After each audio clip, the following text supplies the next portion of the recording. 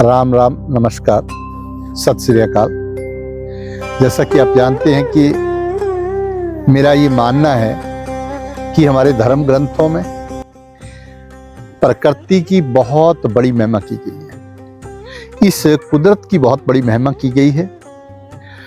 पेड़ पौधे और जड़ी बूटियों की बहुत महिमा की गई है। ये किस लिए है? ताकि हमारा जीवन चल सके, खुशहाल हो सके, समृद्ध हो सके, रोगों से, दुखों से, संताप से छुटकारा मिल सके। और आत्मा के कल्याण के लिए प्रभु का नाम ओम, ओंकार, वह प्रभु की सत्ता, वो सबसे बड़ी है। लेकिन जब तक हम देह के अंदर हैं, मनुष्य शरीर में हैं, तब तक हमें इस प्रकृति को समझना पड़ेगा जो 3 गुणों में है। थोड़ा सा जानकारी लें कि किस प्रकार प्रकृति से जुड़कर हम सुख ले सकते हैं। आप देखिए, हमारे वेदों में, शास्त्रों में, ग्रंथों में, गीता में प्रकृति की महिमा की गई है। भगवान कृष्ण ने प्रकृति के 3 गुणों की महिमा की है।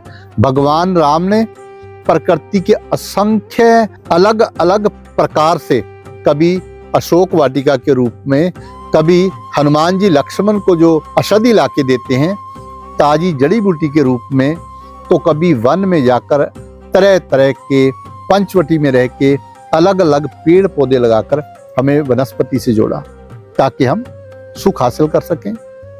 भगवान शिव ने हमें ऐसा मंत्र दिया जिसका अध्ययन करके, जिस रास्ते पर चलकर हम मृत्यु पर भी विजय पा सकते हैं। महामृत्युंजय मंत्र जिसे कहते हैं, वो भी प्रकृति की महान जो सोच है, वैज्ञानिक सोच, अगर उसको हम समझ लें तो हमें पता लगता है। जिसे हम अक्सर जब भी कोई बीमार होता है तो ये मंत्र का जाप किया जाता है, ओम त्र्यंबकम यजामहे सुगंधिम पुष्टिवर्धनम। क्या कहते हैं कि प्रकृति के 3 गुणों को जानना जो ओम द्वारा बनाए गए हैं, सुगंध लेना हमें हष्ट पुष्ट कर देती है। ये बहुत विस्तार का शब्द है, लेकिन मेरे कहने का इतना ही भाव है कि हर जो भी हमारे मंत्र हैं, अगर वो शरीर के लिए हैं, संसार के लिए हैं, तो वो हमारे रोगों को दूर करने के लिए प्रकृति से हमें जोड़ते हैं। और जो प्रभु का नाम है, ओम है, वो हमारी आत्मा का कल्याण करता है।